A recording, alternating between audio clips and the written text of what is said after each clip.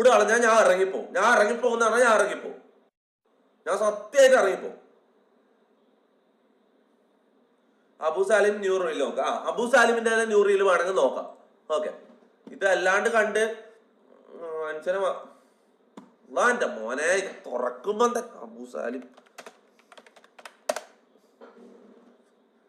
എടുക്ക. അബു സാലിം ഇതൊന്നല്ല അബു സാലിമിന്റെ അക്കൗണ്ട്. അല്ലാ